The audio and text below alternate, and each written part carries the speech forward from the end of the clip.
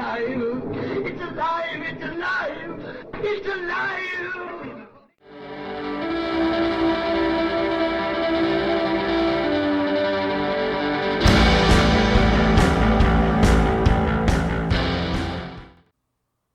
Hello and welcome to Alive After Reading.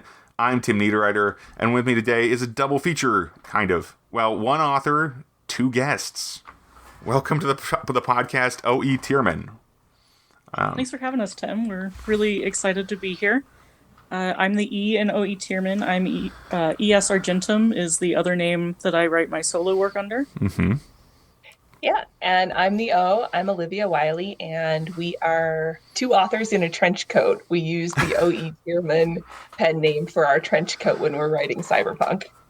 Ooh, I love that analogy. It's so funny. It's like you're little kids or something. You just look tall this way. I mean, I'm super short, so it totally fits. Okay.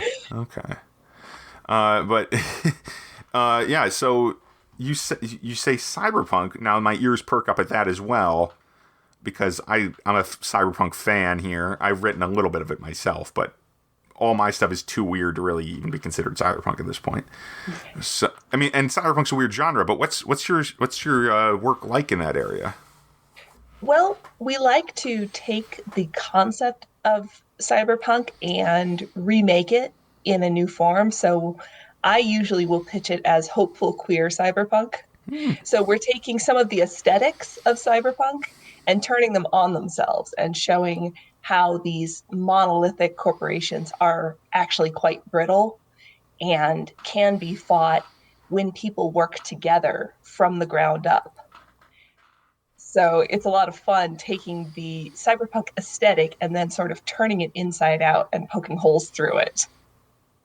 And kind of taking that dark, gritty, icky association with a lot of cyberpunk. I don't mean icky, but that's the word that came to mind. Nasty, maybe? Yeah, but damaging. You know what I mean. Nihilistic, yes. That's a good word for it. Nihilistic, yeah. Yeah, that dark, gritty nihilism of a lot of cyberpunk, and kind of throwing that out the window and saying we can look at a world in which we have those types of technology and those types of societal changes, but how do we take that and not dwell in that nihilism and create something that is, like Liv said, hopeful and brings community together, instead of just focusing on, like, the one white male cis protagonist going and beating stuff up in the desert. Exactly. So a lot of what we do is, like ES was saying, we take that aesthetic, and essentially what we do is write characters stuck in that world who are consistently cooperative, communal, working together, hopeful, very much focusing on the punk side of cyberpunk, where it's essentially saying, screw you, I'm going to live a good life one of these days. No matter what you try, I am going to get somewhere I want to be one day. That's really cool. I think that goes back to one of my favorite. I was a fantasy essayist who had a blog back in the day, who went by a pseudonym, Lemuel. But she had a series about this thing she called Serious Optimism, which was very interesting. And that sounds a lot like what you're describing here. The optimism of, like, yeah, there really is a way we can make the world better, or we can make our lives better, at least, rather than being hopeless or tragic. Yeah, and it's something we showcase in each book. So our stories revolve around a team who are part of a resistance force fighting the 7 corporations that have come to own America in 2155. Each corporation owns a sector of the economy, and the day you're born, your parents have to sign a contract to make you a corporate citizen. So you're born into a denture. This is what the Democratic State Force is trying to fight. They're trying to bring representative democracy back. They're living on a shoestring. They're living out wherever they can find a place that the corps don't see them. They're always struggling. But, for example, Aiden, the commander, will often say, everybody's too stressed. We need a movie night tonight. Or one of the other members of the crew will say, hey, it's somebody's birthday. Who can get a hold of sugar? Who can barter for some cocoa powder? Who can get a hold of maybe butter if we're lucky? And they'll figure out a way to make some sort of scrappy birthday cake. Or somebody will steal a bottle of good booze for someone's birthday. Those things that keep us a society in hard times, those moments of taking comfort in each other's company and caring about each other, that's what breaks the back of that nihilistic attitude, that idea that even in the darkest times, we are still taking care of each other as a community. Fascinating. Yeah, that's the most that sounds like some of the most hopeful approach to cyberpunk, that because obviously cyberpunk kind of by nature includes a dystopian element, or at least classically does. Yeah, that's very interesting. So I'm interested though, is also to your process before we move on to the more about the books themselves, because Sure. you collaborate, obviously. I mean, there are two of you, and how does that work exactly when you're coming up with the characters or the storylines?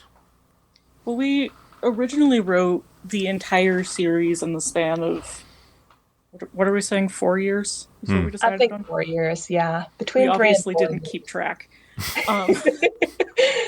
The span of a couple of years, we wrote the entire arc of the series, and we wrote it originally as a play-by-post roleplay. And then Olivia basically looked at me and said, this story is good and it's important and these characters can help people. Why don't we clean it up and publish it? And then she just kept nagging me until I said, okay, fine. And then taking those really, really rough documents, Liv has mostly been quilting them together, as she says, cleaning them up, making them a coherent tale, and then bouncing them back to me to make sure that everything's still pretty smooth and makes sense. Wow. Okay. So a play-by-post role-playing game. I've not heard that one before on the show, and I speak but I think very fondly of it. I ran a brief play-by-post. Mostly, I've done in-person RPGs or talking RPGs nowadays. Yes, used to run the best ones, and they actually got me out of my shell by inviting me to a play-by-post roleplay at first. And this is how I make friends. Yeah, well, isn't that what role-playing games are for? I mean, my original podcast was about role-playing games. It was before this one. So yeah, very close to home here. Yeah. Mm-hmm. Oh, neat. Yeah. So, but So did you were you each players in this? Were there other players involved? How did that work exactly? I'm really curious. It was just the two of us. We did it mostly over Skype, actually. And then I was just copying and pasting from Skype into a Word document. Weirdly, Skype used to be really good at that, actually. I'm not sure if it still is, but it was really, like, you would have the timestamp, you'd have all this stuff when you copied it out. It was very nice. It was, yeah. Maybe a little known fact about Skype. Yeah. And we actually kept some of that aesthetic because each chapter is labeled event file timestamp and then the title of the chapter, to keep that feel of something screenshot off somebody else's screen and that kind of scrappy, punky, where did this come from feel. Yeah, it's almost like an epistolary then. There's a little bit of that going in there. Like the documents from the world. Yeah, almost would it feel like. Granted, I'm imagining there's more scene stuff in there than just being a record of what happened. Oh yeah. Yeah. So yeah, but there's this element that's kind of half and half. There. It sounds interesting. Actually, just about everything about this project sounds really interesting. So you say you wrote the whole series. How many books are there in the series? I'm curious now. There were going to be 7, and we actually found out we had enough material that there are going to be 8. And then we will collect all the short stories. So in between each novel, we do a short story. And at the very end, we're going to collect all of those into their own volume. Great. There's also theoretically going to be at least 3 book follow-up for the young adult genre.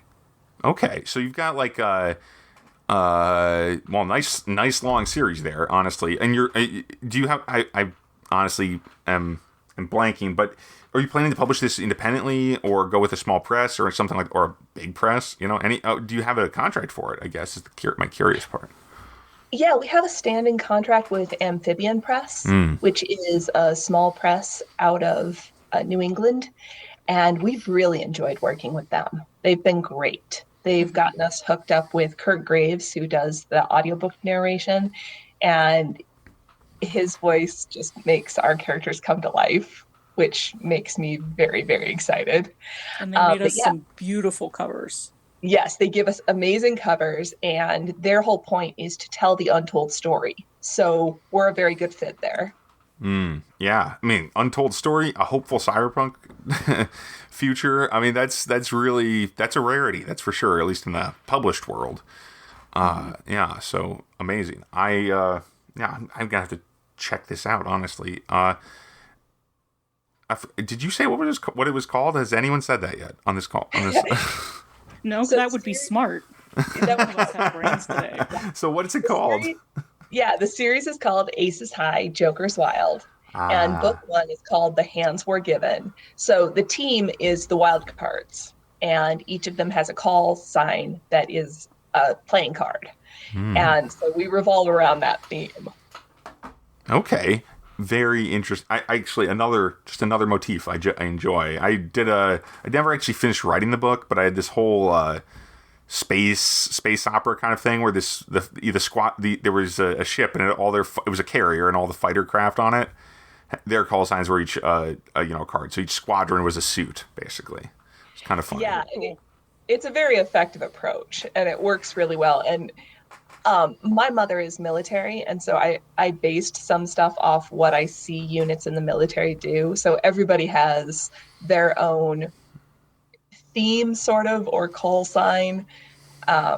Like, I based one of the other bases in a story off of my mom's unit, Rolling Thunder. And everybody gives themselves almost like sports names, but sometimes they're, real aggressive, and sometimes they're like the Hedgehogs. It can be anything in between there. It's just a way to build cohesion and build community in a unit. So we went with the wild cards. And it also makes it very convenient for storytelling. Oh, absolutely. Yes. Yeah, and it became a nice way to build that community because it became something we ended up writing as a motif through different books. The moment when a new member of the crew chose their playing card is a little ritual on the base. So it was very fun to do that. Yeah, that's great. I mean, and it sounds like you have a lot of characters. Do you have a bunch of different points of view? How did you handle that part of the story, especially considering it was based off a play-by-post, more or less? We have so many characters. One of the struggles we had with translating it was keeping track of all the characters and paring it down a lot so that it actually made sense for a fiction book. Because we kind of went sprawling for a while there. So the first 3 books are from 2 points of view, Aiden and Kevin. And then it is the first 3, right? And then 4 switches. I think 3 already has Tweak coming in as a point of view. Yeah, it does. So the first 2 are exclusively from 2 points of view. Then it starts to expand more and more. And you get to see other people's points of view, but each chapter is from a specific point of view. We started small in book 1 with just 2 points of view. And then by book 5, we're up to 4 different points of view. Okay. And yeah. So, and then it just keeps going from there. Keep adding. By book 4, you know all these characters quite well. So as opposed to who are these people and I'm confused, you essentially, we hope the readers essentially go, oh, I get to see through their eyes now. Right, I get to see through this person's eyes now. And once in a while, we have gotten some comments from readers about, I hope we get to see through so-and-so's point of view at one point. But we originally wrote what amounted to, for the sake of analogy, like the crew of a battle cruiser. and it came down to much more like a company. No, not a company, a unit. So there are 16 fighting people on this unit, and then some kids. Okay. So it's more like a future like a squad or a platoon or something, whatever. Yeah. Yeah. And a lot of them are in positions that are not strictly military. For example, the hydroelectric specialist. Now, she can crack heads, but her job is to make sure that the water runs and the solar panels are working and so on and so forth. Or the motor And the kids aren't blowing things up. Yeah, the kids aren't blowing things up. Kids raised on military base, it gets interesting. They keep thinking they're good with explosives. They're not. Okay, and hijinks ensue, no doubt. Lots of hijinks. In fact, in book 1, the reason that Aiden arrives on the base is because the wildcards had lost a beloved commander, and then they got handed two, very traditional, you do what I tell you commanders, and they pranked both of them until the men begged for transfer. And Aiden is try number 3. Okay. So this is almost like a problem unit, They're kind of the enfant terrible. They're very, very clever, very, very good at their work when they want to be good at it. But when you're that smart, you're also very, very good at getting into trouble when you want to. Gotta keep yourself entertained. Yeah. It sounds like a really cool series. So, did either of you have a background in writing fiction before coming up with this series? I do. Okay. I've been writing fiction since I was 12. Okay. I was pursuing traditional publication for a little bit around the end of high school, beginning of college, and then realized I still needed a lot of work on my craft. And then eventually I did get, at the moment I have 2 short stories that were traditionally published and have since been republished independently. And I've got an English degree and all that typical novelist shenanigans backstory. But yeah, fiction has been my life for most of my life. Yeah, me too, actually. I got started, I wrote my first novel when I was 13. It was very much the same. It sounds quite similar. I even got the English degree, just like you did. Much to my regret, but whatever. I know. Yeah. Is it true? I mean, was this your experience? Yes, that after you get the English degree, it's actually harder to write, at least for a long period of time, relatively speaking, a few years at least. Yeah. Yeah, I graduated. My final project, or one of my final projects for my degree was fixing up that novel I had been shopping around. And editing it, and after I graduated, my motivation and my ideas just died, and it really wasn't until relatively recently, the last couple of years, that I've felt like I can get back into writing, and trusting that I can actually do a decent job. And for better or worse, I think that time off definitely gave me a better perspective on my own craft, in that I don't hate it quite as much anymore. Well, that's good.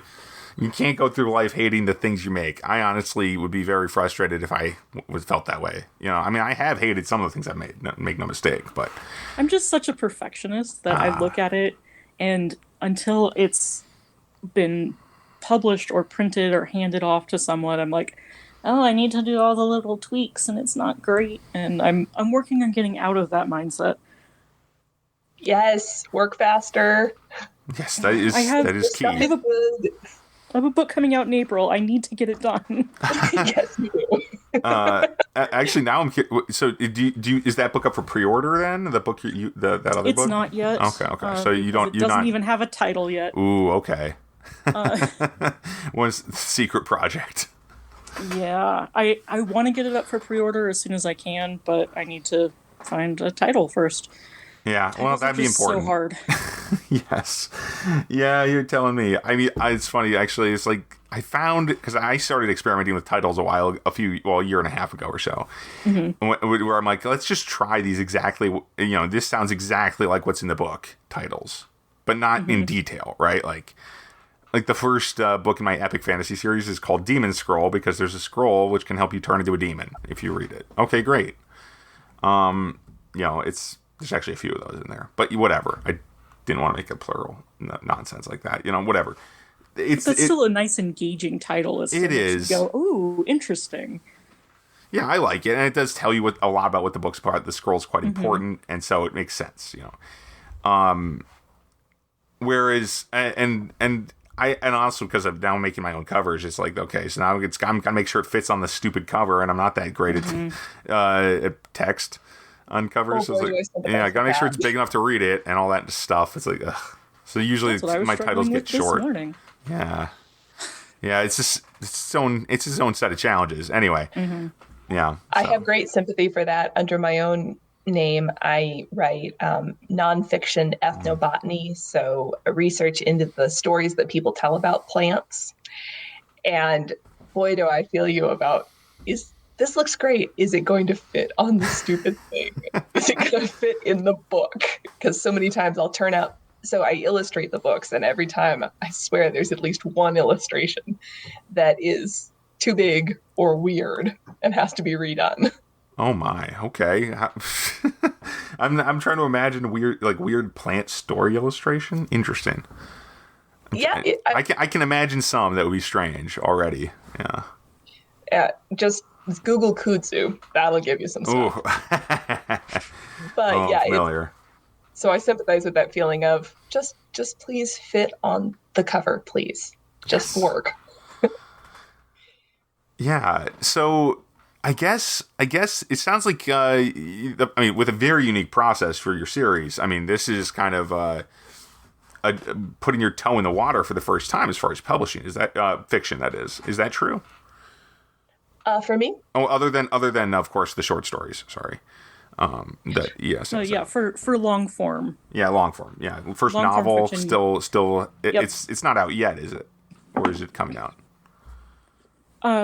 The Hands Were Given is out. Okay, great. Up to book 5 comes out on Saturday. Oh, okay. So you're okay. See, I was waiting. You leaving me in the dust. Okay. I'm still just trying to get book 3 in my series out, and also I'm trying to make sure I know what's going on here. It helps that Olivia's trauma response is, I'm going to do all the things. So this past year, she's just been like head down in the text, doing all the things. Yes, because my response to COVID was, let me go hide in words, because that is safe. Seems like the thing to do. I mean, I'm really wish I hadn't gotten so used to writing outside the house before COVID. I was so used to it. You and Noni are you and ES are in the same boat. That is such a mood. I miss coffee shops so bad. Oh, jeez. Yeah, I would go into the local coffee shop here. I'd go in there at 6 a.m, just the moment they opened. I'd be there because I'm a morning person. And so, people are going to say, oh, you're insane. I mean, I'd get whatever. I'd be up at 6 anyway. And then I just sit there, crack open the laptop, and I just go while I wait for the coffee. It's nice. And I didn't go that much when I was waiting for the coffee. Once I had it, that's when I actually started going. And see, this makes me laugh because I own a small landscaping company. I'm a landscaper by trade. And so I'm the opposite to you folks, where my response is, I don't have to leave the house. I can just sit here in my pajamas and write. I love this day, because my normal working day is get up at 4, write for a couple of hours, go to work in the summer times. And then in the winter times, all I have to do is write in my pajamas, which is how I get so much done. Yeah, seasonal work. It's I imagine that works really well for writing. Yeah, it actually does, because about the time that I'm really tired and I've had enough of the season, I get to dive into the storytelling world. And about the time that I don't want to look at my computer anymore, well, it's March and it's time to go back to work. And it works perfectly. But I'm lucky in that being at home is my default for writing, and being curled up in a ball somewhere on a couple of comfy pillows is my default. Like a cat, maybe. I don't know. Pretty much. Writing involves kicking the cat off. That's yeah. You got to replace the cat in its position. Yes. There's actually several pictures in various, because ES and I both have a cat. And there are various pictures of, I love you, get off the keyboard.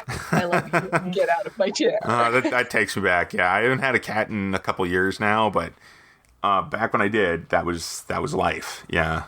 Mm-hmm.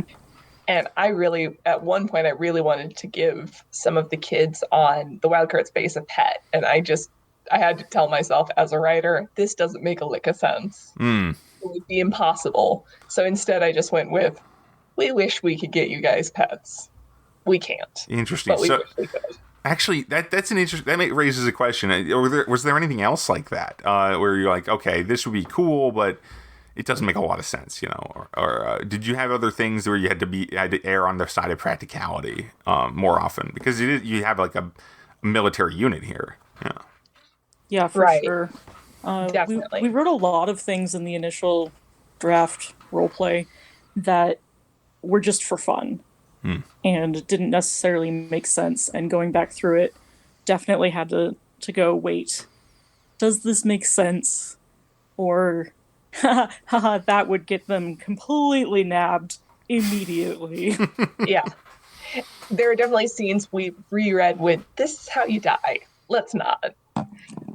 And there are certain pranks. We originally wrote out all of the pranks that happened to get rid of old commanders in book 1. And we scrapped 90% of that and just alluded to it. Oh, that's a nice technique, though. Yeah. It worked because then the newcomer, so the book 1 starts with Aiden, this young commander, getting handed this crazy ragtag crew, and they all know each other. They're all family, and he's the newcomer. So they keep referencing, remember what we did to that guy? What do you think? And of course, the newcomer's like, uh-oh. So, as writers, it helped that we knew what they'd done, even if it's not on the page. Yeah, that is interesting, right? It's like, I'm kind of amazed at all the editing that you must have gone into this project, actually, as well, because you're talking about editing a big old crew down to 20 people or whatever, or 25 people, something like that. Yeah, I joke sometimes that because my job is to pick up a lot of this and figure out which pieces we can save and which pieces have to get cut. So a lot of times, I feel more like a quilter than a writer, in a good way. Like, instead of racking the depths of my soul, I'm sitting there going, oh, this is a pretty piece. Where does it go? Does it go over here, or does it go over here? Yeah, no, that's one of the better things. One of the things that I like better about editing is I get to just pick through. But because I'm a relatively slow writer, I often run into the problem. I'm not that slow. I'm actually pretty quick. But I still run into the problem of I don't want to write stuff that isn't necessarily going in the book. And I think that's a trap. Because being able to just write anything that could be in the book, potentially, just writing in the setting with those characters, is actually really freeing. And when I remember to do it, it works really well. It's like, okay, now I ended up with a ton of extra material. That's actually how I started writing initially for the novel that'll be coming out in April. That still doesn't have a title. I started with I have these characters. I'm going to write just a bunch of random little scenes and vignettes and get to know them that way. And get to know how the world operates that way and the other people around them. And then kind of pared that down and edited it a lot. I don't know how many drafts this is. It's a lot. Yeah, but I've always found that very helpful for me, because then I, as a writer, know all of that backstory and all of that world building, and I can pick which parts need to go in. Right. Yeah. So I mean, so I guess that's kind of the de facto writing advice for today, because that's what I've been trying to do more lately. Just cut loose. Just do it. Just do the thing. And if it doesn't fit, you can remove it. In worst case scenario, you can probably polish it up and publish it as a flash fiction or a short fiction in the Right. same world. Exactly. I mean, yeah, go on.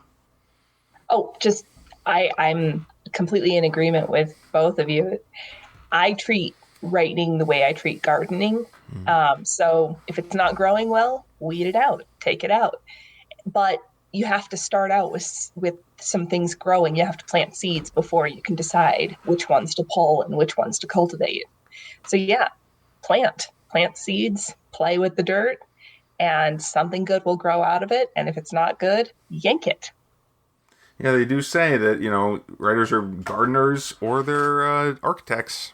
So that's what I prefer to plotters and pantsers. I'm so sick of the word pantser personally. Anyway, what were you saying? Oh, I was just agreeing. Okay, great. Oh, well, anyway, it's been great having you on the podcast. We're pretty much out of time. So tell people where they can find the books and, maybe some more of the titles. Remind us again where, about the publisher maybe and where can we find your work?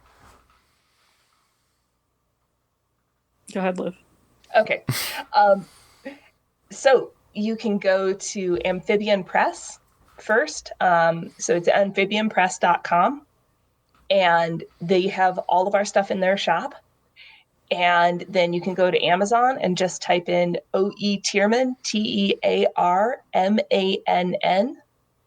And our stuff will pop up. It's Aces High, Joker's Wild. Book 1 is The Hands Were Given. Book 2 is Call the Bluff. Book 3 is Raise the Stakes. And book 4 is Aces and Eights. And tomorrow, book 5, Draw Dead, comes out. By the way, if you go to Facebook and go to Wildcards 1407, or just type in Aces High, Joker's Wild, and look for a smiley face pixel with Joker's hat on it, that's us. We're throwing a book release party, and we're giving out swag and hanging out and having a good time. So if you want to come along and hang out. Sadly, that will actually be in the past. This episode drops. This episode comes out on that. Sunday.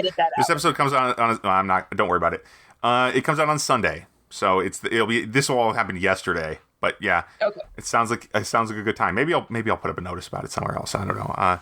Try to remind people. But sounds great. Honestly, I'm looking forward to reading some of these books myself. Honestly, I really want to try it. So awesome. Thanks for being on the show, and it's been great talking to both of you. And honestly, for this podcast, we're past episode 200 now, so I think you probably know if you've been listening to the older episodes. But and we always get people who do, or rather, I do. I mean, I say we, but that's a royal we. There's only me behind the show, basically. No, it is your show. It is my show. I don't have a co-host for this one, so it's just me. But anyway, me and my awesome guests who vary week to week.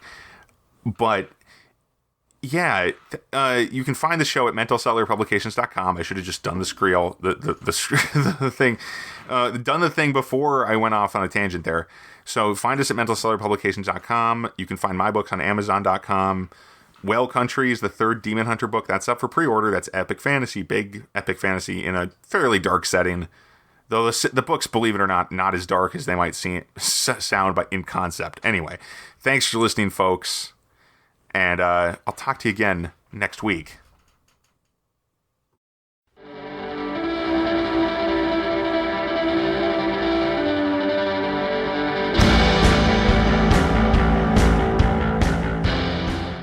That tears it.